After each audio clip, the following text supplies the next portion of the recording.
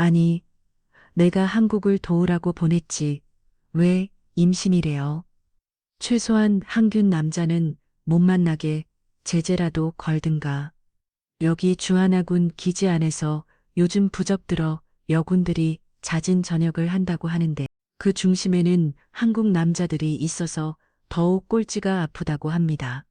심지어 한국 남자 접근 금지령이라도 내려야 하는 게 아니냐는 농담 반 진담 반의 이야기도 오간다고 하는데요. 대체 한국 남자들이 어떻게 하길래 한국 남자를 만난 여군들이 하루를 멀다 하고 모두 전역하려고 하는 걸까요? 근영의 이야기를 들어보시. 구독과 좋아요는 감동 불났어. 매 큰 힘이 됩니다. 저는 알렉사 브록스예요. 텍사스 오스티 내에서 자라난 9살 미군 병장이었습니다. 제가 어떤 사람인지 설명하자면 우선 저희 집안부터 말씀드려야 할 것 같아. 아버지는 해병대 출신으로 베트남 전쟁을 겪으신 분이셨고 집에서도 군기가 철철 넘쳤습니다. 남동생들도 모두 군인의 길을 걸었는데 그들도 제 발 한마디에는 꼼짝 못했어요. 왜냐하면 저는 그 집안에서 유일한 딸이면서 동시에 가장 무서운 누나였거든요. 어릴 때부터 아버지는 저에게 여자라고 약하면 안 된다고 가르치셨습니다. 그래서 저는 남동생들과 똑같이 운동하고 똑같이 훈련받고 똑같이 강해져야 했어요. 고등학교 때는 나슬링 팀 주장을 했고 대학 입학 후 바로 육군에 지원했습니다. 군 생활은 제게 완벽하게 맞았어요. 명령과 복종 계급과 규율, 그리고 무엇보다 강인함을 요구하는 환경이었거든요. 병장까지 진급하면서 저는 자신감이 하늘을 찔렀습니다. 동료들 사이에서도 브록스만 있으면 든든한 눈소리를 들었고 상관들도 저를 믿고 중요한 임무를 맡겼어요. 그런 제가 한국 발령 소식을 들었을 때 첫 반응은 솔직히 비웃음이었습니다. 한국 그 휴전 중인 작은 나라라는 생각이 먼저 들었거든요. 한국에 대한 제 인식은 정말 얕았어요. 분단 국가라는 것, 미군이 주둔하고 있다는 것, 그리고 북한이라는 위협이 있다는 정도만 알았답니다. 하지만 그마저도 우리가 지켜주고 있는 나라라는 시각으로만 바라봤어요. 특히 한국 남자들에 대한 편견은 정말 심했습니다. 도움받아 가며 지켜지는 나라의 남자들이 무슨 매력이 있을까 라는 생각기계 머릿속을 지배했어요. 동료들과 한국에 대해 이야기할 때도 마찬가지였습니다. 요즘 들어보니 치안 좋고 대중교통 발달했다더라. 편하겠네 라는 식으로 말했어요. 마치 3년간의 한국 생활이 거의 휴가 같을 거라고 생각했습니다. 아버지도 한국은 안전한 곳이니까 걱정하지 말고 다녀와라 고 하셨는데 그 말이 제 오만함을 더욱 부추겼어요. 인천공항에 도착했을 때도 마찬가지였습니다. 공항 시설은 생각보다 현대적이었지만 여전히 미국에 비하면 작은 나라구나 라는 생각이 먼저 들었어요. 그대로 이동하는 버스 안에서 바라본 서울의 풍경도 크죠. 아기자기한 도시라는 인상뿐이었습니다. 부대에 배치된 것은 여름이었어. 선임들이 친절하게 한국 생활에 대해 브리핑을 해줬는데 그 중에서도 특히 강조한 것이 여름 장마철 주의사항이었습니다. 한국은 여름에 장마라는 게 있어서 짧은 시간에 엄청난 비가 와 특히 지하차도나 저지대는 침수 사고가 자주 일어나니까 조심해야 해 라고 말했어요. 하지만 저는 그 말을 진지하게 받아들이지 않았습니다. 허리케인 시즌도 다 겪어본 내가 이 정도 비 때문에 무슨 문제가 생기겠어? 라는 생각이었거든요. 텍사스에서는 토네이도와 허리케인이 일상이었어요. 집이 흔들리고 나무가 뽑히는 상황도 여러 번 겪어봤습니다. 그런 제게 한국의 장마는 그저 조금 센 비 정도로만 느껴졌어요. 선임 중 한 명이 구체적인 사례까지 들어가며 설명했습니다. 작년에도 강남 지역 지하차도에서 침수 사고가 있었어. 차량이 물에 잠기고 사람들이 구조되는 일이 있었다라고 했는데 저는 속으로 그런 일에 휘말릴 정도로 내가 바보는 아니지 라고 생각했어요. 부대 생활은 예상대로 편안했습니다. 미국 본토에서의 훈련에 비하면 강도도 낮았고 휴가도 자주 나갈 수 있었어요. 특히 서울 시내로 나가는 것은 제게 일종의 여행 같았습니다. 명동이나 홍대 같은 곳을 돌아다니며 역시 관광도시구나 라는 생각을 했어요. 한국어도 조금씩 배워가고 있었지만 대부분의 상황에서 영어로 소통이 가능했습니다. 특히 젊은 사람들은 영어를 꽤 잘했고 번역 앱도 있으니까 별 불편함을 느끼지 못했어요. 이런 상황들이 제 안의 오만함을 더욱 키웠습니다. 그렇게 한국에 온 지 2달쯤 지난 어느 날이었어요. 토요일 오전 부대에서 주말 휴가를 받아서 서울 시내로 나갔습니다. 그날은 특별히 좋은 일이 있었거든요. 동국에 있는 남동생 마이클로부터 편지가 왔는데 제가 한국에서 잘 지내고 있다는 소식에 역시 우리 누나답다 눈말을 써놓았어요. 그 편지를 읽으며 기분이 좋아진 저는 서울 구경을 더 제대로 해보고 싶었습니다. 아침 일찍 명동으로 향했어요. 한국에 온 이후로 가장 여유로운 외출이었습니다. 화장품 쇼핑도 하고 길거리 음식도 맛보고 한국 전통차 카페에서 쉬기도 했어요. 특히 떡볶이를 처음 먹어봤는데 생각보다 맛있어서 놀랐습니다. 한국 음식도 괜찮네 라고 생각하며 사진도 찍어서 가족들에게 보내고 있어. 오후 2시쯤 되었을 때 하늘이 조금씩 어두워지기 시작했습니다. 구름이 몰려오는 게 보였지만 저는 별로 신경 쓰지 않았어요. 텍사스에서 살다 보면 구름이 끼었다가 맑아지는 일이 일상이었거든요. 조금 있으면 개겠지라는 생각으로 계속 돌아다녔습니다. 3시가 되자 핸드폰에 경보음이 울리기 시작했어. 처음에는 무슨 소리인지 몰랐는데 번역 앱을 켜서 확인해 보니 호우주의보라고 되어 있었습니다. 그리고 연이어 폭우경보까지 떴어요. 주변 한국 사람들이 우산을 꺼내고 건물 안으로 피하는 모습을 봤지만 저는 여전히 여유로웠습니다. 미국의 썬더스톤도 겪어본 내가 이 정도 비를 무서워할 이유가 있나라고 생각했어요. 편의점에서 우산 하나 사고 여유롭게 지하철역으로 향했습니다. 비가 한 방울씩 떨어지기 시작했지만 정말 별거 아니라고 생각했거든요. 하지만 15분도 안 되어서 상황이 완전히 달라졌습니다. 하늘에서 쏟아지는 건 더 이상 빗방울이 아니었어요. 마치 하늘의 구멍이 뚫린 것처럼 물이 쏟아져 내렸습니다. 우산이 있어도 소용이 없을 정도였어요. 옷은 순식간에 젖기 시작했고 신발 안으로도 물이 들어왔습니다. 그때서야 주변 상황을 제대로 봤어요.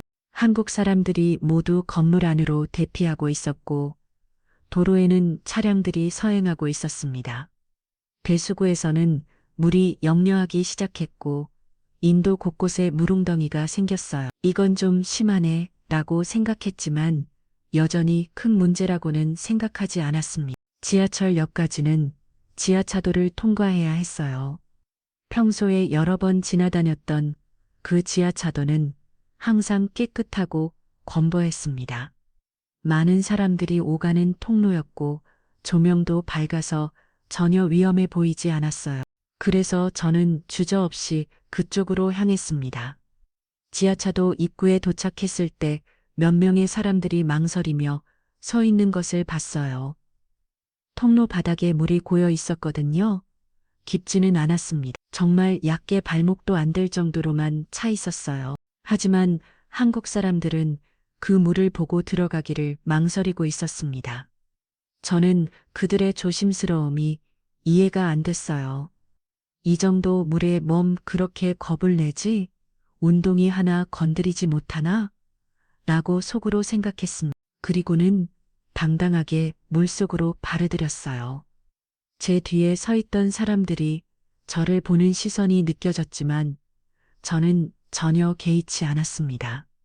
처음 몇 걸음은 정말 괜찮았어요. 물이 신발 안으로 들어와서 차가웠지만 걸을 수 없을 정도는 아니었습니다. 역시 별거 아니네 라고 생각하며 계속 걸었어요. 지하차도 중간쯤까지는 정말 순조로웠습니다. 그런데 갑자기 상황이 바뀌었어요. 위에서 물소리가 거세게 들리기 직했습니다. 빗물이 배수구를 통해 지하차도로 쏟아져 들어오고 있었어요. 물의 양이 급격히 늘어나면서 흐름도 빨라졌습니다. 처음에는 고인 물이었는데 이제는 흐르는 물이 되었어요. 발밑이 미끄러워지기 시작했습니다. 지하차도 바닥이 타일로 되어 있어서 젖으면 정말 미끄러웠어요. 저는 중심을 잡으려고 팔에 벌렸지만 물의 힘이 생각보다 강했습니다. 발이 앞으로 미끄러지면서 균형을 완전히 잃었어요. 아, 나는 소리와 함께 무릎부터 바닥에 떨어졌습니다. 그 순간 느낀 충격은 정말 컸어요. 무릎이 타일 바닥에 부딪히는 소리가 지하차도에 울렸고 동시에 바지가 찢어지는 소리도 들렸습니다. 차가운 물이 찢어진 틈으로 파고들면서 살갗에 닿았어요. 일어나려고 손을 바닥에 집었지만 손도 미끄러졌습니다. 간신히 일어서 이러고 했는데 그 사이 물의 높이가 더 올라갔습니다. 어느새 무릎까지 차오른 거예요. 상의도 완전히 젖었습니다. 물을 흡수하면서 무거워졌고 몸에 달라붙어서 움직이기가 힘들어졌어요. 가방 끈도 물의 무력 때문에 자꾸 떠오르려고 했고 안에 있던 물건들이 둥둥 떠다니기 시작했습니다. 이게 뭐라고 중얼거리면 다시 일어서 이러고 했지만 물살이 점점 더 거세졌어요. 위에서 계속 물이 쏟아져 내려와서 지하차도 전체가 마치 강물처럼 변했습니다. 물의 높이는 계속 올라가서 어느새 허벅지까지 차올랐어요. 그때 가방이 물에 떠내려가기 시작했습니다. 안에 있던 휴대폰, 지갑, 여권 등 중요한 물건들이 모두 들어있었는데 가방 지퍼가 열리면서 내용물들이 물에 떠다니기 시작했어요. 특히 휴대폰이 물에 빠지는 것을 보는 순간 정말 절망적이었습니다. 안 돼, 라고 외치며 휴대폰을 잡으려고 했지만 물살에 휩쓸려 손에 닿지 않았어요. 구조를 요청할 수도 없게 된 거였습니다. 그제서야 제가 처음 상황이 얼마나 심각한지 깨달았습니다. 지하차도라는 공간의 특성상 물이 빠져나갈 곳이 없었습니다. 위에서는 계속 물이 쏟아져 들어오는데 아래로는 배수가 제대로 안 되고 있었어요. 물의 높이는 계속 올라갔고 이제는 허리까지 차오르기 시작했습니다. 패닉이 밀려왔어요. 심장이 빠르게 뛰기 시작했고 숨이 가빠졌습니다. 평생 강인함을 자랑스러워했던 제가 그것도 이 정도 비침이야 라고 무시했던 한국의 장마 앞에서 완전히 무력해진 겁니다. 텍사스에서 허리케인도 겪어봤고 홍수도 겪어봤지만 이건 차원이 달랐어요. 무엇보다 혼자라는 게 간 무서웠습니다. 주변에는 아무도 없었고 휴대폰도 없어서 구조 요청을 할 수도 없었어요. 물의 힘 때문에 움직이기도 힘들었고 계속 미끄러져서 서 있기도 어려웠습니다. 물이 가슴까지 차오르자 정말 공고가 밀려왔어요. 이러다가 정말 죽는 거 아니야? 나는 생각이 머릿속을 지배했습니다. 그동안 제가 얼마나 오만했는지, 얼마나 한국을 애빴는지 깨달았어요. 손님들의 경고를 무시했던 것도, 한국 사람들의 조심스러움을 비우셨던 것도 모두 제 잘못이었습니다. 도와주세요 라고 소리쳤지만 빗소리와 물소리에 묻혀서 누군가가 들을 수 있을지 의문이었어요. 목소리도 점점 떨리기 시작했고 추위 때문에 몸도 덜 떨렸습니다. 29년 동안 누구보다 강하다고 자부했던 제가 이렇게 무력하게 물에 잠긴 채 도움을 구걸하고 있다는 현실이 믿어지지 않았습니다. 제발 누군가라고 중얼거리며 또 다시 외쳤어요. 도와주세요. 살려주세요. 목소리는 점점 더 절망적으로 변했고 울음 섞인 비명이 되어버렸습니다. 빗소리와 물소리만이 지하차도를 가득 메운 채 저는 그 속에서 혼자 떨고 있었어요. 처음에는 환청인 줄 알았어요. 이 상황에서 누가 오겠어? 라는 생각이 없거든요. 하지만 발걸음 소리는 점점 더 가까워졌고 곧 지하차도 입구에서 누군가의 실루엣이 보였습니다. 파란색 오비를 입은 남성이었어요. 그는 지체 없이 제 상황을 파악하고는 뭔가를 준비하기 시작했습니다. 여기요, 도와주세요.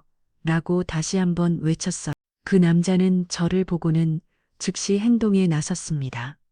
우비 안에서 굵은 로프를 꺼내더니 한쪽 끝을 지하차도 입구의 난간에 단단히 묶기 시작했어요. 그 모습을 보면서 저는 안도감과 동시에 의문이 들었습니다. 왜 로프를 가지고 하지만 그런 궁금증은 잠시뿐이었어요. 그 남자는 로프를 확인한 후 물속으로 들어오기 시작했습니다. 물살이 거진데도 그는 전혀 흔들리지 않았어요. 마치 이런 상황에 익숙한 것처럼 침착하게 저에게 다가왔습니다. 괜찮아요? 다치신 곳은 없어요? 라고 유창한 영어로 물었어요. 그 순간 제가 얼마나 놀랐는지 모릅니다. 한국에 온 지 2달 동안 만난 대부분의 사람들은 영어를 하더라도 어색하거나 천천히 말했거든요. 하지만 이 남자의 영어는 거의 원어민 수준이었습니다. 다리를 다쳤어요. 그리고 너무 추워요. 라고 떨리는 목소리로 대답했습니다. 그러자 그는 더욱 빠르게 움직였어요. 로프의 다른 끝을 제 허리에 둘러매기 시작했는데 그 손 놀림이 정말 숙련되어 있었습니다. 이제 제가 끌어당길 테니까 힘을 빼고 몸을 맡기세요. 절대 움직이려고 하지 마세요. 라고 말했어요. 그의 목소리는 차분했지만 확신에 차 있었습니다. 그 말을 듣는 순간 왠지 모르게 마음이 놓였어요. 이 사람이라면 날 구해줄 수 있을 것 같다는 생각이 들었거든요. 그는 로프를 당기기 시작했습니다. 물의 저항 때문에 쉽지 않았을 텐데도 꾸준히 그리고 조심스럽게 저를 끌어당겼어요. 제가 물에 빠져 하우적거리는 동안 그는 단 한 번도 균형을 잃지 않았습니다. 오히려 저를 안정시키려고 계속 말을 걸었어요. 조금만 참으세요. 거의 더웠어요. 숨은 편안하게 쉬시고요. 라고 했습니다. 그 말을 들으며 저는 이상한 감정을 느꼈어요. 평생 누군가에게 의지해 본 적이 없었는데 이 순간만큼은 정말로 그에게 의존하고 있다는 걸 깨달았거든요. 지하차도 입구에 가까워질수록 물의 깊이는 줄어들었지만 여전히 위험했습니다. 그는 저를 완전히 안전한 곳까지 끌어낸 후에야 로프를 풀었어요. 그리고는 자신이 입고 있던 우비를 벗어서 제 어깨 덮어주었습니다.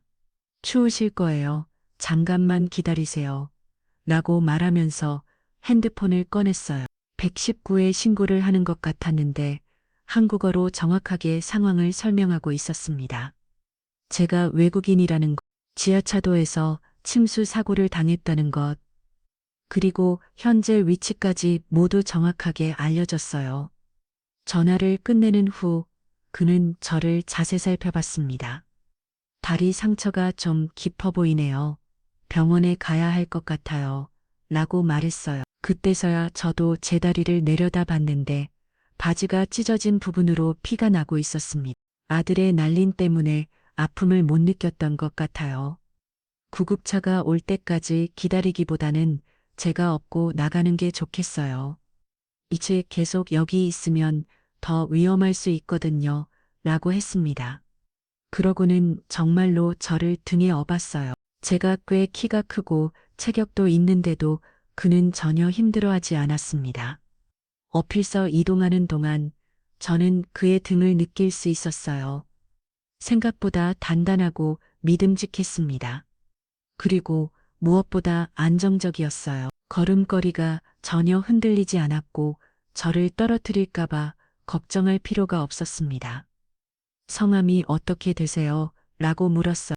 이렇게 도움을 받고 있는데 이름도 모른다는 게 이상했거든요.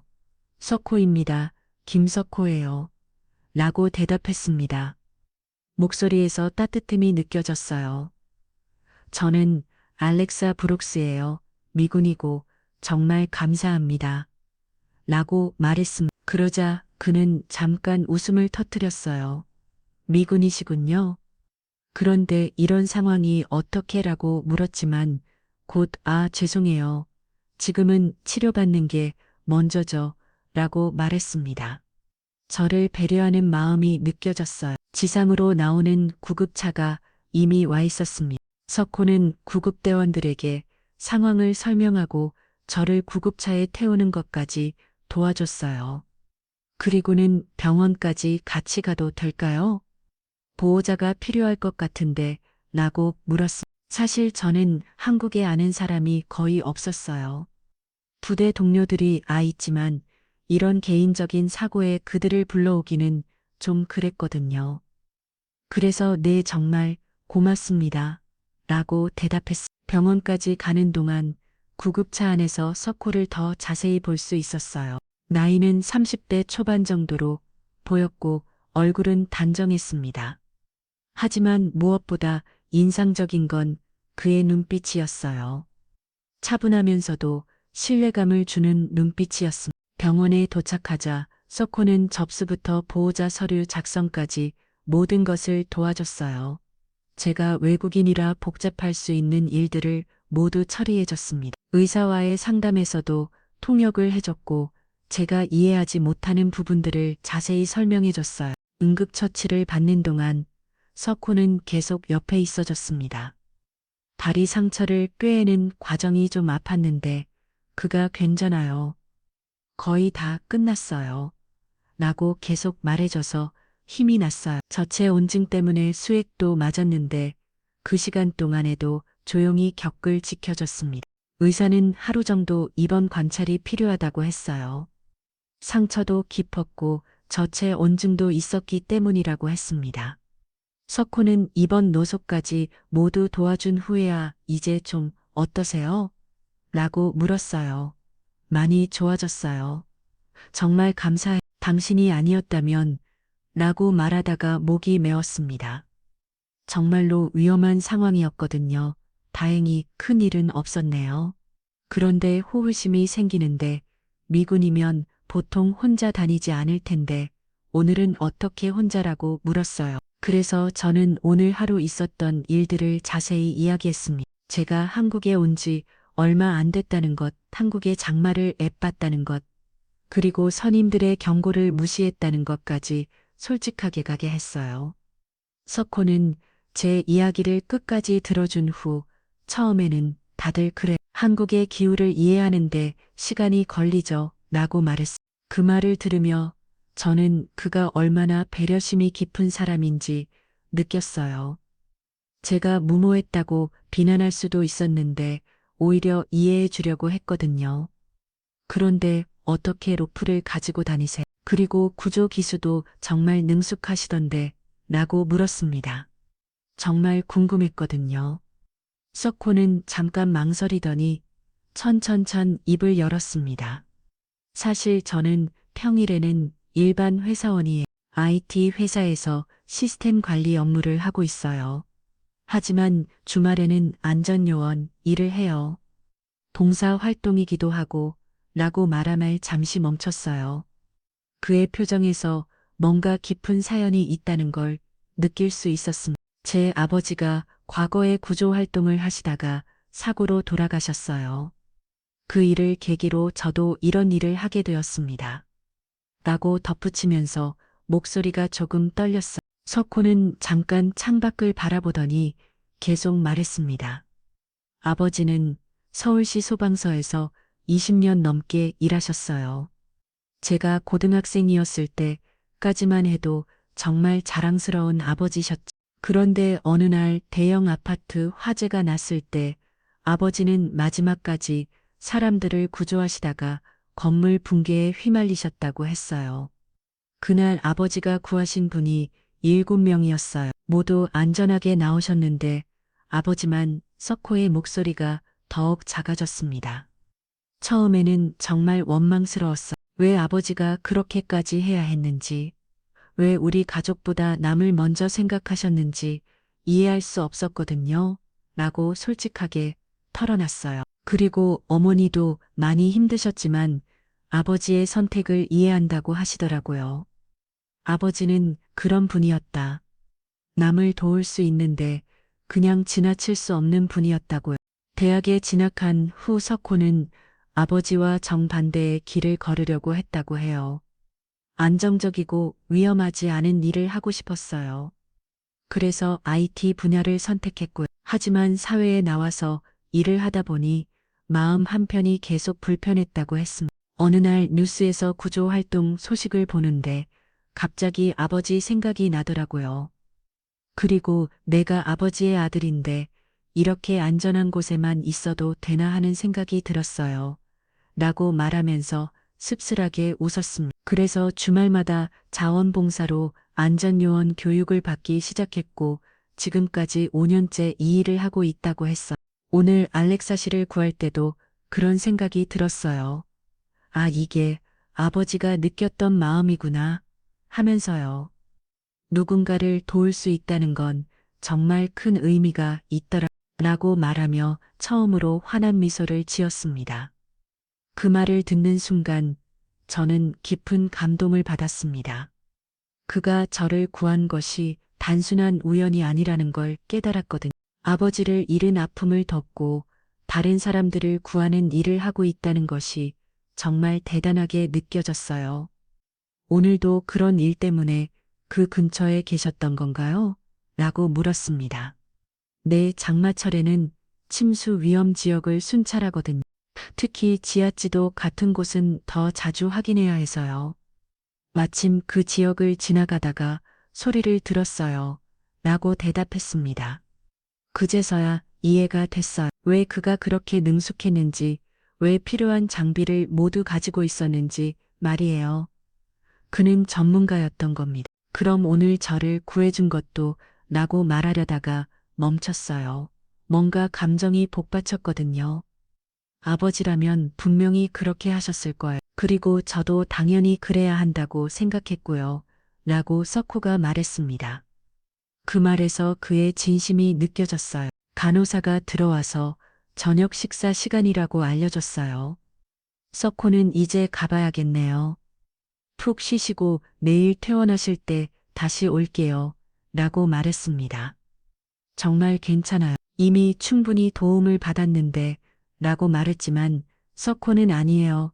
끝까지 책임져야죠. 라고 했습니다. 그 말을 듣고 저는 이 사람이 정말 특별하다는 걸 다시 한번 느꼈어요.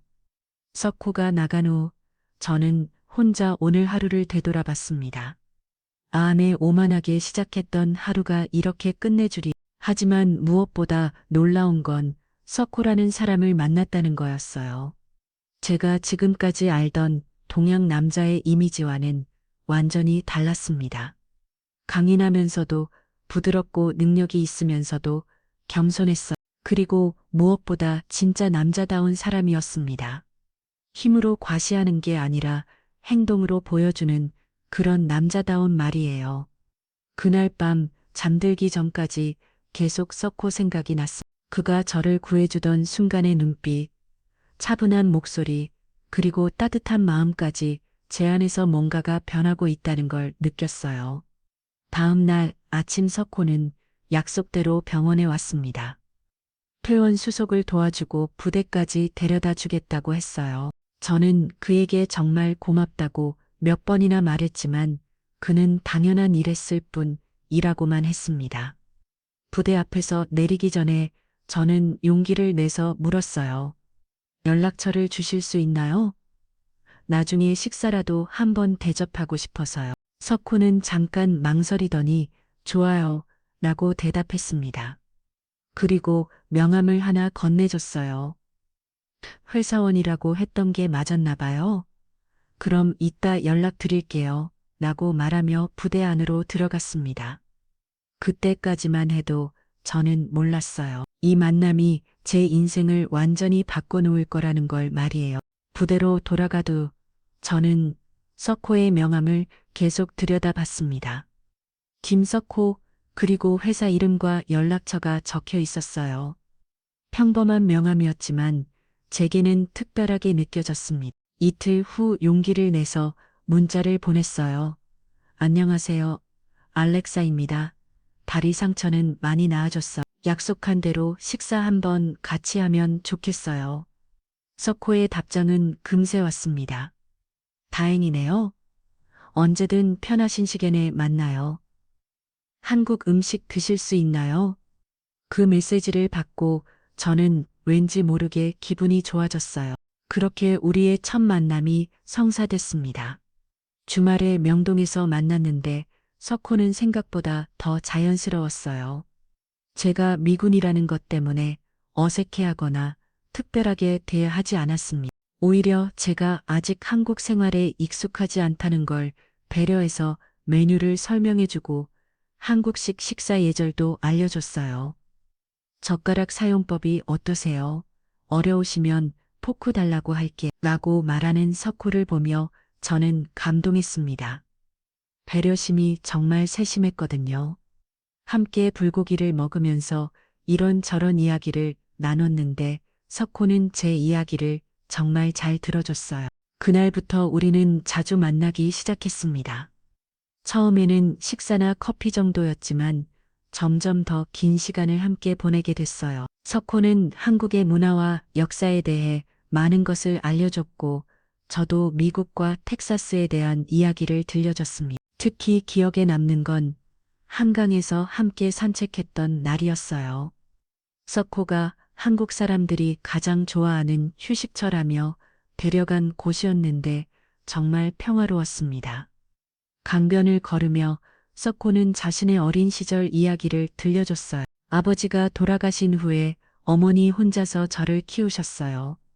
정말 힘들었을 텐데 한 번도 힘들다는 소리를 안 하셨죠. 라고 말하는 석호의 표정에서 깊은 휴식을 느꼈습니다. 그리고 그래서 더욱 누군가를 도와야 한다고 생각해요. 받은 만큼 돌려줘야 한다는 게 아버지의 가르침이었거든요. 라고 덧붙였어요. 그 말을 들으며 저는 석호가 왜 그렇게 자연스럽게 저를 도와줬는지 이해하게 됐습니다. 그에게는 남을 돕는 것이 본능이었던 거예요. 그리고 그런 마음이 진심에서 우러나온다는 것도 느낄 수 있었습니다. 한 달쯤 지나면서 우리 사이에는 묘한 감정이 생기기 시작했어요. 제가 먼저 느낀 것 같습니다. 석호와 함께 있으면 마음이 편안해졌고 그가 없으면 뭔가 허전했거든요. 부대에서 힘든 일이 있으면 자연스럽게 석호에게 연락하고 싶어졌어요. 어느 날 석호가 알렉사 씨 혹시 제가 부담스럽지는 않나요? 너무 자주 만나자고 해서 라고 조심스럽게 물었습니다. 그 말을 듣고 저는 오히려 안심이 됐어요. 석호도 저와 비슷한 감정을 느끼고 있다는 걸 알 수 있었거든요. 전혀 부담스럽지 않아요. 오히려 더 자주 만나고 싶어요. 라고 솔직하게 말했습니다. 그러자 석호의 얼굴에 환한 미소가 번졌어요. 그날 우리는 자연스럽게 연인이 됐습니다. 하지만 부대에서의 반응은 예상했던 것보다 훨씬 차가웠어요. 처음에는 브룩스가 한국 남자친구 생겼대 라는 정도의 가벼운 반응이었습니다. 그런데 시간이 지나면서 점점 비하면 떨리는 말들이 나오기 시작했어요. 한국 남자한테 구조도 받고 그 다음도 받은 거네. 라는 식의 성적인 농담부터 시작해서 몸 좋고 덩치 큰 미군이 왜 한국 남자한테 넘어가냐. 눈직설적인 비난까지 다양했어요. 특히 제가 그동안 강인함을 자랑했던 터라 동료들의 반응은 덩어섰어요. 브룩스 내가 그럴 줄 몰랐다. 더극 남자들이 뭐가 좋다고 라고 노골적으로 묻는 동료도 있었습니다. 그런 말들을 들을 때마다 자존심이 상했지만 석호와 함께 있을 때는 그런 말들이 의미 없게 느껴졌어요. 석호는 제가 부대에서 받는 시선에 대해 알고 있었습니다. 제가 힘들어하는 모습을 보고 제 때문에 어려움을 겪고 계시는 건 아닌가요? 라고 걱정했어요. 하지만 저는 그런 건 신경 쓰지 마세요. 중요한 건 우리예요. 라고 대답했습니다. 사실 석호의 다정함과 책임감은 제가 지금까지 만났던 어떤 남성보다 진중했어요. 미국에서 만났던 남자들은 대부분 자신을 과시하려고 했는데 석호는 전혀 그렇지 않았습니다. 오히려 제가 편안하게 느낄 수 있도록 배려해줬어요. 연애한 지 2달쯤 됐을 때 석호는 저를 자신의 어머니께 소개해줬습니다. 처음에는 정말 떨렸어요. 한국의 어머니들은 엄격하다는 이야기를 들었거든요. 하지만 석호의 어머니는 생각보다 따뜻하게 맞아주셨어요. 우리 석호가 정말 좋아하는 사람이구나 라고 말씀하시며 직접 만든 음식을 차려주셨습니다. 언어는 통하지 않았지만 마음은 통했어요. 석호가 통역해주는 말을 들어보니 어머니는 제가 석호를 잘 돌봐주고 있다며 고마워하셨습니다. 그렇게 우리의 관계는 점점 깊어져 갔어요. 석호는 평일에는 회사 일로 바쁘지만 주말이면 항상 저와 시간을 보냈습니다. 때로는 등산을 가기도 하고 때로는 영화를 보거나 전시회를 관람하기도 했어요. 특히 석호와 함께한 첫 등산은 정말 기억에 남습니다. 북한산에 갔는데 생각보다 험했어요. 하지만 석호가 계속 제 페이스에 맞춰줘서 무사히 정상까지 올라갈 수 있었습니다. 정상에서 바라본 서울의 풍경은 정말 아름다웠어요. 이제 한국이 어떠세요? 처음 와봤을 때, 느낌이 달라졌나요? 라고 석호가 물었습니다. 저는 완전히 달라졌어요. 특히 한국 남자들에 대한 생각이 180도 바뀌었어요. 라고 대답했어요. 그러자 석호는 웃으며 다행이네요. 라고 말했습니다. 연애한 지 3달지 되던 어느 날 저는 몸에 이상한 변화를 느끼기 시작했어요. 아침에 일어나면 속이 메스거웠고 평소 좋아하던 커피 냄새가 역겨웠습니다. 처음에는 감기인 줄 알았는데 증상이 계속 이어졌어요. 생리도 늦어지고 있었습니다. 평소 규칙적이었는데 이미 일주일이 지났어요. 설마 하는 생각에 임신 테스트기를 사서 확인해 봤는데 2줄이 나타났습니다. 그 순간 머리가 하얘졌어요. 다시 한번 확인해 봤지만 결과는 같았습니다. 병원에 가서 정확한 검사를 받았는데 의사는 임신 6주 차입니다. 라고 말했어요. 그 말을 듣는 순간 정말 당황스러웠습니다. 석호에게 어떻게 말해야 할지 몰랐어요.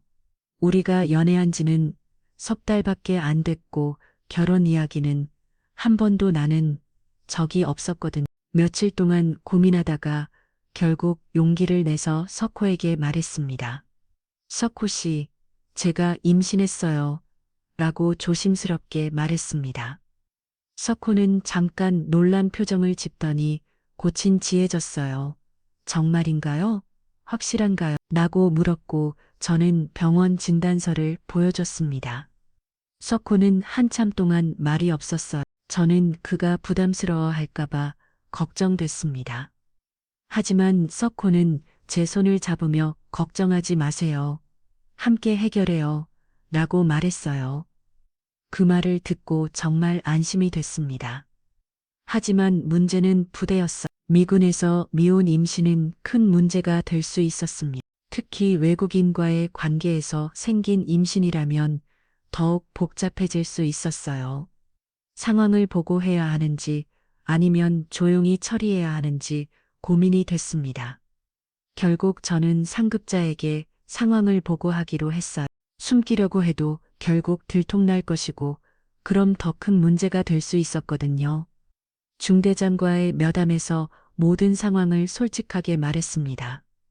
부대는 정말 난리가 났어. 상부에서는 공식 조사에 착수했고 저의 행동이 공기 위반에 해당하는지 검토하기 시작했습니다.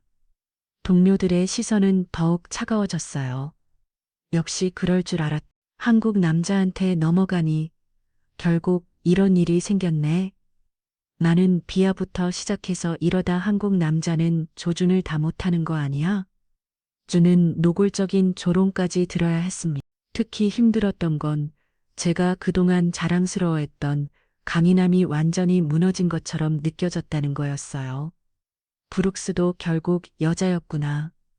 나는 식으로 말하는 동료들을 보며 정말 화가 났습니다. 석호는 제가 부대에서 겪는 어려움을 알고 있었어. 제 때문에 이런 일이 생긴 건데 제가 책임져야죠. 라고 말하며 결혼을 제안했습니다. 하지만 저는 책임감 때문에 결혼하는 건 원하지 않아요. 라고 대답했어요. 그러자 석호는 책임감만은 아니에요. 저는 정말 알렉사 씨를 사랑해요. 이 상황이 아니었어도 언젠가는 결혼 이야기를 꺼냈을 거예요. 라고 말했습니다. 그 진심 어린 고백을 듣고 저도 마음을 열었어요. 하지만 부대에서의 상황은 점점 더 악화됐습니다. 조사 결과 제가 군기 위반을 했다고 판단됐고 징계 절차가 시작됐어요. 동료들의 시선도 견디기 힘들었고 매일이 고통스러웠습니다. 결국 저는 전역을 결심했어요. 더 이상 이 상황을 견딜 수 없었고 아이를 위해서도 안정적인 환경이 필요하다고 생각했습니다. 전역 신청서를 제출하는 날 정말 많은 생각이 들었어요. 7년간의 군 생활 그리고 제가 그토록 자랑스러워했던 군인으로서의 정체성을 포기하는 것이었거든요. 하지만 동시에 새로운 시작이라는 생각도 들었습니다. 석호에게 전역 결심을 말했을 때 그는 힘든 결정이었을 텐데 저는 어떤 선택을 하시든 지지해 드릴게요. 라고 말했어요. 그리고 혼자 두지 않겠습니다. 함께해요. 라고 덧붙였습니다. 우리는 조용히 혼인신고를 했어요. 화려한 결혼식은 나중에 하기로 하고 일단 법적으로 부부가 되는 것이 우선이었습니다. 혼인신고서에 서명하는 순간 정말 새로운 인생이 시작되는 기분이었어요. 전역 절차를 밟는 동안 저는 많은 것을 깨달았습니다. 석호가 저를 구해준 건 단순히 물에 빠진 제 몸만이 아니었어요. 제 고집과 오만, 그리고 편견에 사로잡혀 있던 제 마음을 구해준 거였습니다. 구조된 건 내 몸이 아니라 내 자존심이었어요. 라고 석호에게 말했을 때 그는 우리가 서로를 구한 거라고 생각해요. 라고 대답했습니다. 정말 그랬어요. 저는 석호를 통해 진짜 사랑이 뭔지 알게 됐고 석호도 저를 통해 새로운 행복을 찾은 것 같았어. 한국에서의 새로운 삶이 시작되려고 하고 있었습니다. 두렵기도 했지만 설레기도 했어요. 석호와 함께라면 어떤 어려움도 이겨낼 수 있을 것 같았거든요. 전역 후 첫 한 달은 정말 힘들었어요. 7년간 매일 아침 6시에 일어나서 그대로 향하던 제가 갑자기 아무 할 일이 없어진 거였습니다. 알람이 울려도 일어날 이유가 없었고 하루 종일 집에만 있으니 답답함이 밀려왔어요. 석호는 출근하고 저는 혼자 집에 남겨지는데 그 시간이 정말 길게 느껴졌습니다. 텔레비전을 봐도 재미없고 책을 읽으려고 해도 집중이 안 됐어요. 무엇보다 제가 누구인지 모르겠다는 생각이 들었습니다. 나는 이제 뭐지? 군인도 아니고 그렇다고 평범한 주부도 아니고 나는 생각이 계속 머릿속을 맴돌았어요. 임신 때문에 몸도 무거워지고 있었고 입덧도 심해서 하루 종일 누워있는 날이 많았습니다. 석호는 제 상태를 걱정했어요. 퇴근하고 오면 저를 달래주려고 했었지만 제 자신이 한심하게 느껴졌습니다. 이렇게 살 수는 없다. 눈 생각이 들면서도 뭘 해야 할지 막막했어요. 어느 날 석호가 조심스럽게 말했습니다. 알렉스 예전부터 몸 쓰는 일 좋아하셨잖아요. 운동 강사 같은 건 어때요? 처음에는 임신한 몸으로 무슨 운동이야? 라며 우선 옮겼어요. 하지만 석호는 포기하지 않았습니다. 임신 중이니까 더 좋은 거 아닐까요? 산전 운동도 있고 나중에 산후 회복에도 도움이 될 테니까요. 라고 말하면서 필라테스 학원 정보를 찾아왔어요. 그 정성을 보니 한 번쯤 해볼 만하다는 생각이 들었습니다. 석호가 알아봐준 필라테스 학원에 체험 수업을 받으러 갔는데 정말 오랜만에 제 몸이 살아있다는 걸 느꼈어요. 근 생활을 하면서 단련된 체력과 근육이 아직 남아 있었고 필라테스 동작들이 생각보다 자연스럽게 나왔습니다. 강사 선생님이 체력이 정말 좋으시네요. 전에 운동을 많이 하셨나 봐요. 라고 말씀하시길래 군인 출신이라고 했더니 눈이 번쩍 뜨시더라고요. 그럼 강사 과정 한번 도전해 보세요. 요즘 특색 있는 강사들이 인기거든요. 라고 권하셨습니다. 집에 와서 석호와 상의했어요. 정말 할 수 있을까? 한국어도 완벽하지 않은데 라고 걱정했지만 석호는 할 수 있어요. 제가 도와드릴게요. 라고 격려해 줬습니다. 자격증 과정에 등록하고 본격적으로 공부를 시작했습니다. 해부학부터 운동생리학 자세 교정법까지 배워야 할 게 정말 많았어요. 특히 한국어로 된 전문 용어들이 어려웠습니다. 대둔근, 복행근, 척추기립근 같은 단어들을 외우는 게 정말 힘들었어요. 석호는 정말 큰 도움이 됐습니다. 저녁마다 제가 공부한 내용을 점검해주고 어려운 단어들은 함께 외워줬어요. 실습할 때는 모델이 되어서 제가 배운 동작들 연습할 수 있게 해줬습니다. 이 근육이 복행근이에요. 여기를 이렇게 자극하면 라고 설명하면서 석호에게 시원할 때 정말 신나더라고요. 다시 무언가를 배우고 있다는 게 행복했습니다. 임신 5개월쯤 됐을 때 드디어 자격증을 땄어요.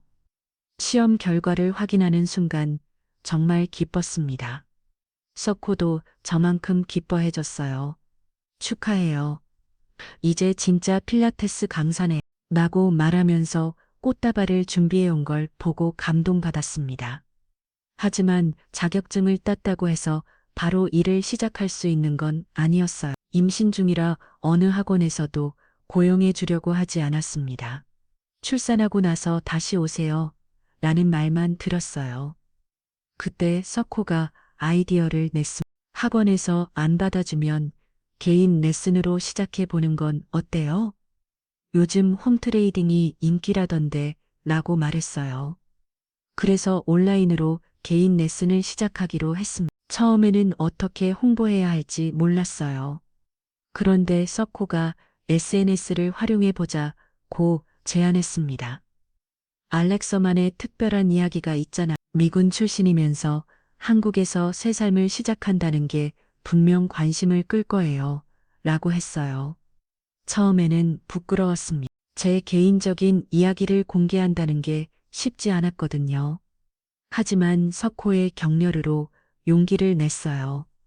군인 출신 알렉스와 필라테스라는 계정을 만들고 첫 영상을 올렸습니다. 첫 영상에서는 제 소개와 함께 간단한 필라테스 동작을 선보였어요. 안녕하세요. 전직 미군 병장 알렉스와입니다. 한국에서 새로운 삶을 시작하며 필라테스를 배웠는데 여러분과 함께 나누고 싶어요. 라고 자기소개를 했습니다. 반응은 생각보다 좋았어요. 댓글들을 보니 미군이 필라테스를 신기하다, 발음이 귀여워요. 어떻게 한국에 정착하게 됐는지 궁금해요. 같은 관심 어린 반응들이 많았습니다. 석호도 영상에 자주 등장했어요. 처음에는 단순히 모델 역할이었는데 점점 코미디 요소가 생겼습니다. 제가 설명하는 동작을 석호가 엉뚱하게 따라하거나 한국어 발음을 교정해주는 장면들이 재미있다는 반응이 많았어요. 오늘은 코어 운동을 배워볼게요. 석호씨 시범 보여주세요. 라고 하면 석호가 진지하게 따라하는데 가끔 실수하는 모습이 웃기다는 댓글이 많이 달렸습니다. 그런 자연스러운 케미스트리가 가르게 어필했나 봐요. 점점 구독자가 늘어나면서 개인 레슨 문의도 들어오기 시작했어요.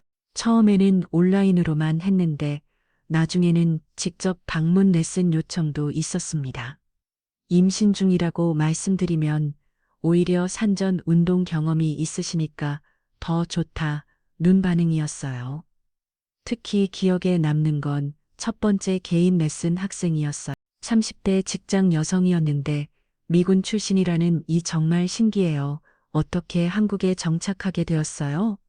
라고 물어보시더라고요. 그래서 제 이야기를 간단히 들려드렸는데 정말 감동받으셨어요.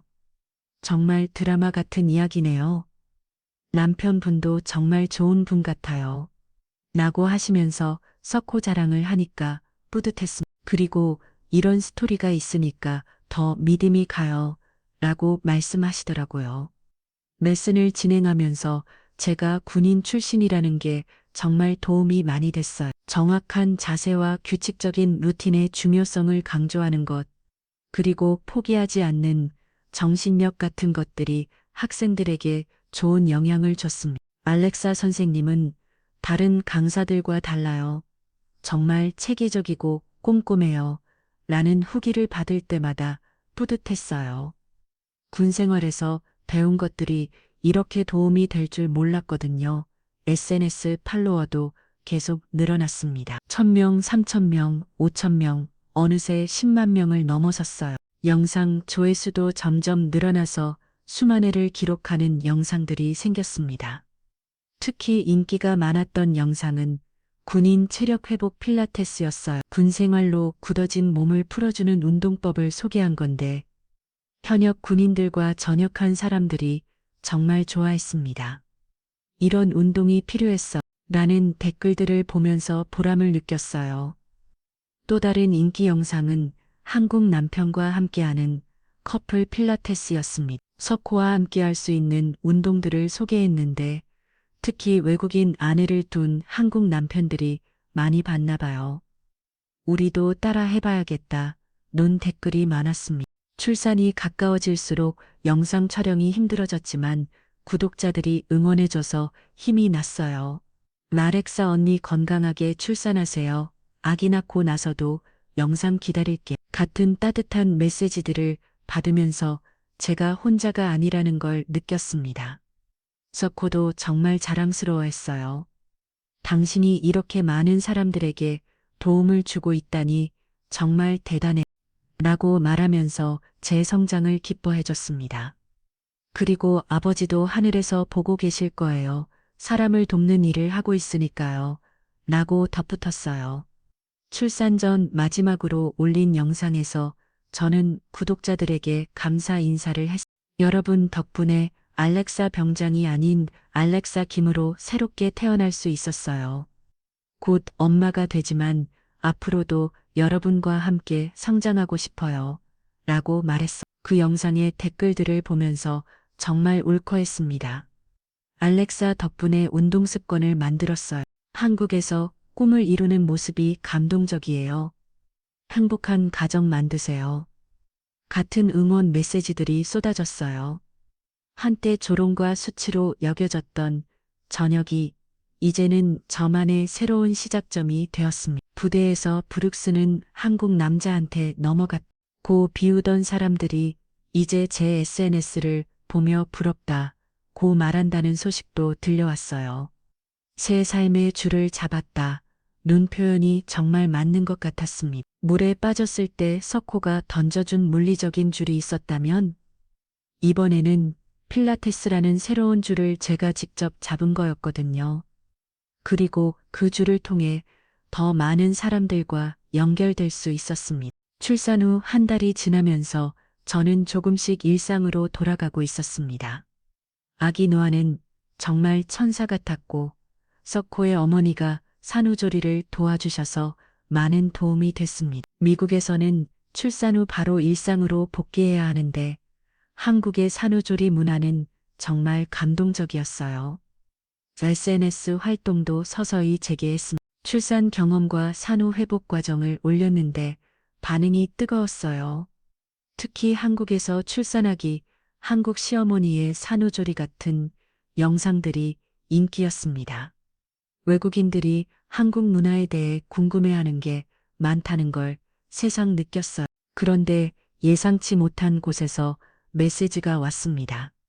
제가 전에 근무했던 부대의 후배 여군 제시카가 인스타그램으로 연락을 해왔어요. 브룩스 병장님 안녕하세요. 저 기억하세요? 작년에 신병으로 들어온 제시카는 제가 전역할 때 갓 들어온 신병이었어요. 당시에는 제 상황 때문에 제대로 인사도 못 나눴는데 이렇게 연락을 해오다니 의외였습니다. 물론 기억해요. 어떻게 지내요? 라고 답장을 보냈어요. 제시카의 답장은 충격적이었습니다. 병장님, 요즘 부대에서 알렉사 따라하기가 유행이에요. 저도 알렉사 이후로 불려요. 그리고 임신 전형 예정입니다. 그 메시지를 읽는 순간 할 말을 잃었어요. 정말요. 축하해요. 그런데 알렉사 따라하기가 뭐예요? 라고 물었더니 제시카가 자세히 설명해 줬습니다. 제 SNS를 보고 한국 남자와 사귀기 시작한 여군들이 하나 둘 생기기 시작했다는 거였어요. 처음에는 그냥 재미있는 이야기인 줄 알았어요. 하지만 제시카의 설명을 들어보니 상황이 심각했습니다. 병장님의 영상을 보고 용기를 얻어서 한국 남자친구를 사귀기 시작했는데 진짜 사랑에 빠져버렸어요. 그리고 이렇게 됐네요. 라고 했습니다. 며칠 룩도 다른 메시지가 왔어요. 이번에는 다른 부대의 여군이었습니다. 알렉스 언니, 저도 알렉사 사모예요. 헝 남자친구와 결혼 예정이에요. 그리고 연애어 비슷한 메시지들이 계속 들어왔습니다. 정말 놀라웠어요. 제가 의도한 게 아니었는데 이런 일이 벌어지고 있다니. 서코에게 이 상황을 설명하니 서코도 놀라면서 당신의 영향력이 이렇게 큰 줄 몰랐네요. 라고 말했습니다. SNS를 통해 더 자세한 상황을 파악할 수 있었어요. 제 팔로워 중에 현역 여군들이 꽤 많았는데 그들이 올리는 게시물을 보니 정말 다양한 이야기들이 있었습니다. 한국 남자친구 덕분에 한국어 공부 중 한국 문화 배우는 재미 한국 남자들 생각보다 로맨틱해요. 같은 내용들이었어요. 특히 인상적이었던 건 한 여군이 올린 게시물이었습니다. 알렉사 언니 보고 편견을 버렸어요. 한국 남자들도 정말 멋져. 특히 우리 남친은 정말 따뜻하고 책임감 있어요. 그 글에 달린 댓글들에 보니 비슷한 경험을 한 여군들이 정말 많았어요. 하지만 모든 반응이 긍정적인 건 아니었습니다. 일부 여군들은 여전히 비판적이었어요. 이러다 한국 남자 만나면 다 임신해서 전역하겠네. 라는 댓글도 보였고 군기가 해이해졌다. 눈 비난도 있었습니다. 더 심각한 건 부대 차원에서 이 상황을 문제로 보기 시작했다는 거였어. 제시카가 보내온 메시지에 따르면 일부 상급자들이 한국 남자 접근 금지령을 농담처럼 이야기하고 있다고 했습니다. 정말 그런 말이 나와요? 라고 물었더니 제시카가 네, 진짜예요. 물론 공식적인 건 아니지만 일부 간부들이 이러다 여군들 다 전역한다고 걱정하고 있어요. 라고 답했습니다.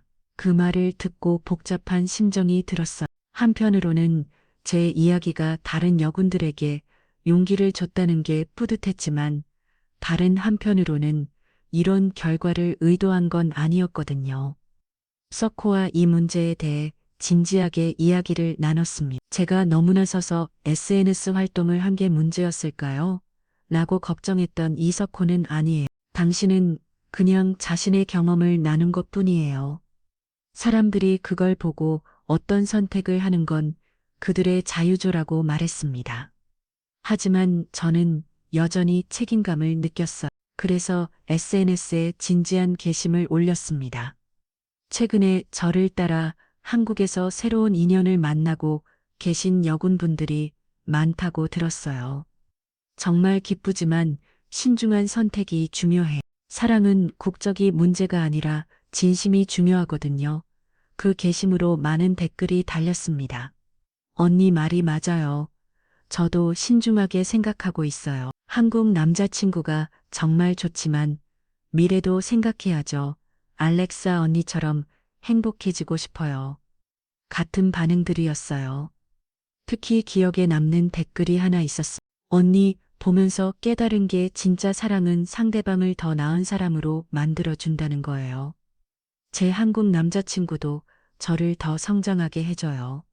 그 댓글에 보면서 제가 올바른 메시지를 전달하고 있다는 확신이 들었어요. 몇 주 후에는 더 흥미로운 소식이 들려왔습니다. 제 이야기를 본 미군 남성들 중에서도 한국 여성과 사귀는 사람들이 늘어나고 있다는 거였어요. 알렉사 효과라고 부르더라고요. 양쪽 모두에게 긍정적인 영향을 미치고 있다는 게 신기했습니다. 하지만 가장 큰 변화는 한국 남성들에 대한 인식 변화였어요. 예전에는 동양 남자는 약하다. 한국 남자들은 매력이 없다.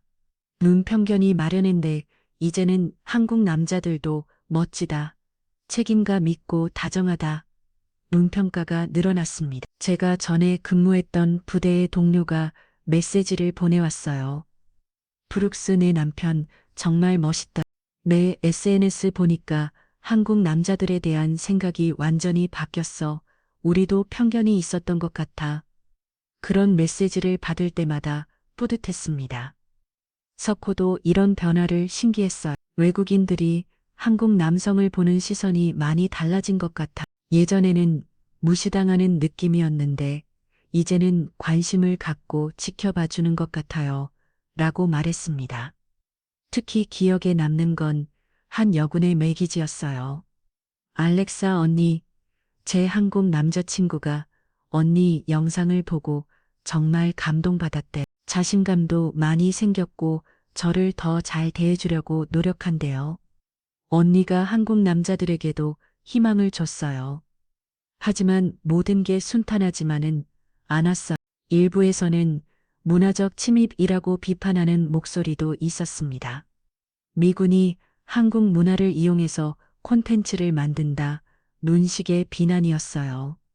처음에는 상처받았지만 석호가 악의적인 의견은 무시하세요. 당신이 아는 일은 분명 의미 있는 일이에요. 라고 위로해줬습니다. 그런 와중에 정말 감동적인 일이 일어났어요. 제 영상을 보고 한국에 관심을 갖게 된 미군 가족이 한국을 방문했는데 저희 집에 인사를 오겠다고 연락을 해왔어요. 알렉사 덕분에 한국에 대한 편견이 사라졌다 면서 감사 인사를 전하더라고요. 그 가족을 만나면서 제가 하고 있는 일의 가치를 다시 한번 깨달았습니다. 단순히 운동을 가르치는 게 아니라 문화 간의 다리 역할을 하고 있다는 걸 느꼈어요. 부대에서는 여전히 알렉사 현상에 대한 이야기가 계속됐습니다. 어떤 때는 걱정스러운 목소리도 있었지만 대부분은 긍정적인 변화로 받아들이고 있었어요. 문화 교류가 활발해졌다. 상호 이해가 깊어졌다. 눈평가들이었습니다. 제시카가 보내온 최근 소식에 따르면 부대 내에서 한국어 공부하는 여군들이 늘어났다고 해요. 알렉사 언니처럼 한국 문화를 제대로 이해하고 싶다. 눈 이유였습니다. 이런 변화를 보면서 제가 의도하지 않았지만 좋은 영향을 미치고 있다는 걸 느꼈어. 석호는 이런 상황을 지켜보면서 당신이 진짜 문화돼서 역할을 하고 있네요. 라고 말했습니다. 그리고 아버지도 하늘에서 보고 계실 거예요. 사람들을 돕고 있으니까요. 라고 덧붙였어요. 하지만 가장 중요한 건 이 모든 일이 진정성에서 시작됐다는 거였어. 저는 그냥 제 경험을 솔직하게 나눴을 뿐인데 그것이 이렇게 큰 파장을 일으킬 줄 몰랐습니다. 사람들이 제 이야기에 공감하고 자신의 편견을 돌아보게 됐다는 것 자체가 의미 있는 일이라고 생각했어요. 한국 남자 접근 금지령이라는 농담 같은 말이 나올 정도로 상황이 커졌지만 그것은 결국 두려움이 아니라 부러움의 표현이었습니다. 저와 석호의 행복한 모습, 안정된 가정, 그리고 서로를 지지하는 관계가 많은 사람들에게 로망처럼 느껴졌던 거예요. 미국에서 제가 추구했던 강한 여자애의 모습과 한국에서 경험한 사랑받는 가족의 일부라는 정체성이 전혀 다르지 않다는 걸 깨달았습니다. 오히려 진정한 사랑을 받으면서 더 강해질 수 있다는 것을 배웠어요. 그리고 그 사실이 생각보다 훨씬 많은 여군들에게 설득력이 있었던 것 같습니다. 혼자 강해지려고 애쓰는 것보다 함께 성장할 수 있는 파트너를 만나는 것이 더 의미 있다는 걸 제 이야기를 통해 느꼈던 거예요. 노아가 사무 3개월이 되면서 저는 천천히 수업을 재개할 준비를 시작했어요. 출산 후 몸의 변화를 직접 경험하면서 산후 회복 운동의 중요성을 절실히 느꼈습니다. 특히 제가 군인 출신이라는 배경과 출산 경험을 결합하면 다른 산모들에게 도움이 될 거라는 확신이 들었어요. 석호의 어머니는 정말 큰 힘이 됐습니다. 딸아, 너는 일도 해야 하고 아이도 키워야 하니까 내가 도와줄게 라고 말씀하시며 적극적으로 육아를 도와주셨어요. 처음에는 미안한 마음이 컸지만 석호가 어머니도 손자 돌보는 게 행복하시니까 걱정하지 마세요 라고 말해줘서 마음을 놓을 수 있었습니다. 산후 회복 필라테스 클래스를 기획하면서 가장 신경 쓴 부분은 안전성이었어요. 출산 후 몸은 정말 조심스럽게 다루어야 하거든요. 제 경험과 전문 지식을 바탕으로 단계별 프로그램을 만들었습니다. 처음 2주는 호흡법과 가벼운 스트레칭, 그 다음 2주는 코어 근육 활성화, 이런 식으로 첫 수업을 열기 전에 SNS에 공지를 올렸습니다. 드디어 산후 회복 필라테스 클래스를 시작해요. 저와 같은 고민을 하고 계신 엄마들과 함께 건강한 회복을 만들어 가고 싶어요. 반응이 뜨거웠어요. 문의 메시지가 쏟아져 들어왔고 첫 클래스는 금세 마감됐습니다. 첫 수업날 정말 다양한 분들이 오셨어요. 20대 초반의 신혼엄마부터 40대 직장맘까지, 그리고 저처럼 외국인 엄마도 몇 분 계셨습니다. 자기소개 시간에 각자의 이야기를 들으며 정말 감동받았어요. 특히 기억에 남는 분이 있었습니다. 군인 남편을 둔 않으셨는데 남편이 해외 파견 중이라 혼자 출산하고 육아하고 있어요. 알렉스와 선생님 영상 보고 힘을 얻었는데 직접 수업 받을 수 있어서 너무 기뻐요 라고 말씀하시더라고요. 수업을 진행하면서 제가 군인 출신이라는 게 정말 도움이 됐어요. 정확한 자세와 꾸준한 루틴의 중요성을 강조할 수 있었고 무엇보다 포기하지 않는 마음가짐을 전달할 수 있었습니다. 출산은 전투나 마찬가지예요. 그걸 해낸 여러분은 이미 충분히 강해요. 라고 말하면 다들 웃으면서도 힘을 얻는 것 같았어요.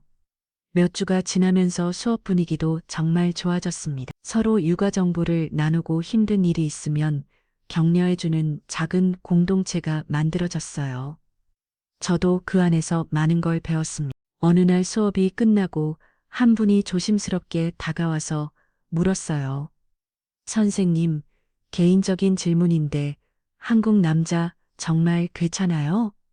저도 한국 남자친구가 있는데 주변에서 반대가 심해서 그 질문을 듣고 제가 얼마나 많은 사람들에게 영향을 미쳤는지 다시 한번 깨달았습니다. 평균만 버리면 당신이 상상한 것보다 훨씬 멋지고 따뜻한 사람이 많아요. 라고 답했어요. 그리고 용기가 필요한 게 아니라 마음을 여는 거예요. 저도 그랬으니까요. 그분은 고개를 끄덕이며 선생님 이야기가 정말 큰 힘이 돼요. 라고 말씀하셨어요. 이런 일들이 반복되면서 저는 제가 단순히 운동을 가르치는 게 아니라는 걸 깨달았습니다. 문화적 평균을 깨뜨리고 사랑에 대한 새로운 시각을 제시하는 역할도 하고 있었던 거예요. 노화가 6개월이 되면서 저는 더 다양한 클래스를 열기 시작했어요. 산점 필라테스, 커플 필라테스, 그리고 특별히 문화 적은 운동법이라는 독특한 클래스도 만들었습니다. 한국에 온 외국인들이 새로운 환경에 적응하면서 받는 스트레스를 운동으로 해소하는 프로그램이었어요. 이 클래스에는 정말 다양한 국가에서 온 사람들이 참여했습니다. 미국 가족들 뿐만 아니라 유학생, 직장인, 결혼, 이민자까지 모두 각자의 이유로 한국에 왔지만 공통점이 있었어. 문화적 차이로 인한 스트레스와 외로움이었습니다. 처음 한국 왔을 때 저도 정말 힘들었어요. 언어도 안 통하고 문화도 달라서 매일이 도전이었죠. 라고 제 경험을 나누면 다들 공감하며 고개를 끄덕했어요. 그리고 하지만 마음을 열고 받아들이니까 새로운 세계가 보였어요. 라고 덧붙였습니다. 특히 기억에 남는 건 한독일 여성이 이야기였어요. 남편 따라 한국에 왔는데 너무 외로웠어요. 그런데 선생님 수업 들으면서 한국 생활이 즐거워졌어요. 그리고 한국 친구들도 생겼고요. 라고 말씀하시더라고요. 석호는 제 활동을 정말 자랑스러워했어. 당신이 아는 일이 단순한 운동 지도가 아니라 문화교를 하는 걸 아세요? 라고 말하면서 항상 격려해줬습니다. 그리고 가끔 수업에 특별 게스트로 참여해서 한국 문화에 대해 설명해 주기도 했어요. 어느 날 정말 특별한 일이 있었어요. 제가 전에 근무했던 무대에서 공식적으로 저를 초청한 거였습니다. 문화 교류 프로그램의 일원회로 강연을 해달라는 요청이었어요. 처음에는 망설였지만 석호가 좋은 기회인 것 같아요. 더 많은 사람들에게 긍정적인 영향을 줄 수 있잖아요. 라고 격려해줘서 수락했습니다. 부대를 다시 방문하는 건 정말 묘한 기분이었어요. 예전에 한국 남자한테 넘어갔다고 비우었던 곳에 이제는 문화교류의 성공 사례로 초청받아온 거였거든요. 강연 제목은 편견을 넘어서 진정한 문화교류였습니다. 강연장에는 정말 많은 사람들이 왔어요. 여군뿐만 아니라 남군들도 있었고 심지어 한국 직원들도 참석했습니다. 처음에는 떨렸지만 제 이야기를 진솔하게 들려드렸어요. 저는 한국에 와서 정말 많은 편견을 가지고 있었어요. 특히 한국 남성들에 대한 편견이 심했죠. 하지만 석호를 만나면서 그 편견들이 얼마나 잘못된 것이었는지 깨달았습니다. 라고 시작했어요. 제 이야기를 들으며 청중들의 표정이 점점 변하는 게 보였습니다. 처음에는 호기심 어린 눈빛이었는데 점점 진지해지더니 나중에는 감동받는 표정으로 바뀌었어요. 특히 제가 진정한 강함은 혼자 견디는 게 아니라 함께 성장하는 것이라고 말했을 때 많은 분들이 고개를 끄덕했습니다. 강연 후 질응답 시간에 정말 다양한 질문들이 나왔어요. 문화적 차이로 인한 갈등은 어떻게 해결하셨나요? 언어 장벽은 어떻게 극복하셨나요? 한국 가족과의 관계는 어떠요? 같은 실질적인 질문들이었습니다. 모든 질문에 솔직하게 답하면서 완벽한 적응은 없어요. 지금도 배우고 있고 때로는 실수도 해. 하지만 그 과정 자체가 성장이라고 생각해요. 라고 말했습니다. 강연이 끝나고 많은 분들이 개별적으로 찾아와서 감사 인사를 전했어요. 특히 한 여군이 선생님 덕분에 용기를 얻었어. 저도 한국 남자친구와 진지하게 미래를 생각해 보려고요. 라고 말했을 때 정말 뿌듯했습니다. 하지만 가장 감동적이었던 건 예전 동료 중 한 명이 한 말이었어요. 브룩스, 내가 정말 많이 변했구나. 예전에는 혼자 강해지려고만 했는데 이제는 다른 사람들도 강하게 만들어주는 사람이 됐네. 그 말을 듣고 제가 얼마나 성장했는지 실감할 수 있었어요.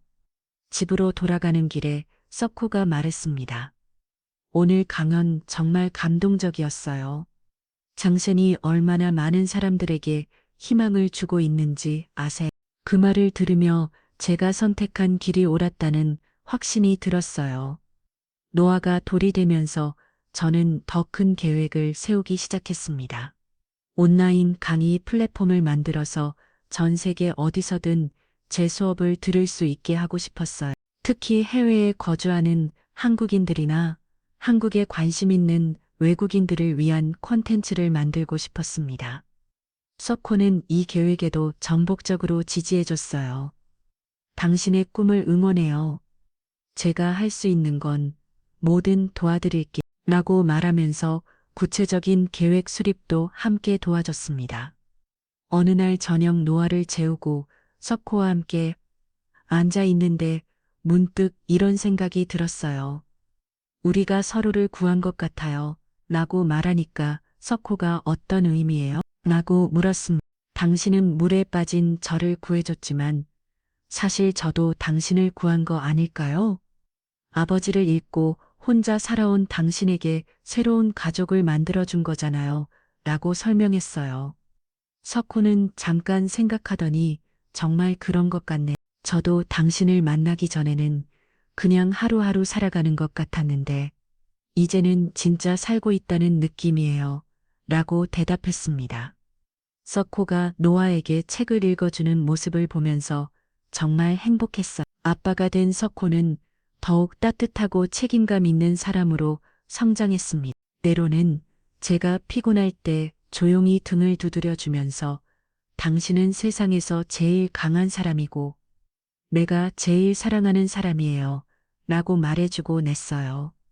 어느 날 수업을 마치고 집에 왔는데 석호가 특별한 준비를 해놨어요. 노아 첫 돌 기념으로 가족 사진을 찍자고 하더라고요. 사진을 찍으면서 지난 2년을 되돌아보니 정말 많은 일이 있었어요. 지하차도에서 물에 빠져 젊었었던 순간부터 시작해서 석호와의 만남, 연애, 임신, 전역, 새로운 커리어, 그리고 지금의 행복한 가정까지 모든 게 꿈만 같았습니다. 사진을 찍고 나서 석호가 이 사진을 SNS에 올려도 될까? 많은 사람들이 우리 가족 소식을 궁금해 하실 것 같은데 라고 물었어요. 저도 그 생각에 동의해서 가족 사진과 함께 긴 글을 올렸습니다. 2년 전 지하차도에서 물에 빠졌을 때 제 인생이 이렇게 변할 줄 몰랐어요. 구조해준 사람과 결혼하고 아이를 낳고 새로운 커리어를 시작할 줄이야. 지금 생각해보니 그날 구조된 건 제 몸이 아니라 제 편견과 오만이었던 것 같아요. 그 게시물로 정말 많은 댓글이 달렸어요. 정말 드라마 같은 인생이네요. 행복한 모습 보기 좋아요. 우리에게도 희망을 줘서 고마워요. 같은 따뜻한 메시지들이었습니다. 특히 기억에 남는 댓글이 하나 있었어요. 알렉사 언니 덕분에 저도 용기를 얻어서 한국 남자친구와 결혼했어요. 지금 정말 행복해요. 언니가 길을 열어주셔서 고마워요. 그런 댓글을 볼 때마다 제가 하는 일의 의미를 다시 한번 느꼈습니다. 노아가 18개월이 되면서 저는 새로운 도전을 시작했어요. 책을 쓰기로 한 거였습니다. 제목은 물에서 건진 사랑이었어요. 제 이야기를 더 많은 사람들과 나누고 싶었거든요. 석호는 이 프로젝트에도 적극적으로 참여해줬어요. 자신의 시각에서 본 우리의 이야기를 별도 챕터로 써주기도 하고 제가 쓴 글을 검토해주기도 했습니다. 당신의 이야기는 단순한 로맨스가 아니라 성장 스토리예요. 많은 사람들에게 용기를 줄 거예요. 라고 격려해줬어요. 지금 이 순간을 되돌아보면서 정말 확신합니다. 우리가 서로를 구한 거라고. 석호는 물에 빠진 저를 구해줬고 저는 혼자 살아가던 석호에게 진정한 가족을 만들어줬어요. 그리고 함께 성장하면서 더 나은 사람들이 될 수 있었습니다. 한국이라는 땅에서 시작된 우리의 사랑은 이제 더 많은 사람들에게 희망과 용기를 주는 이야기가 되었습니다. 그리고 저는 앞으로도 계속해서 이 진짜다운 사랑을 살아갈 것입니다.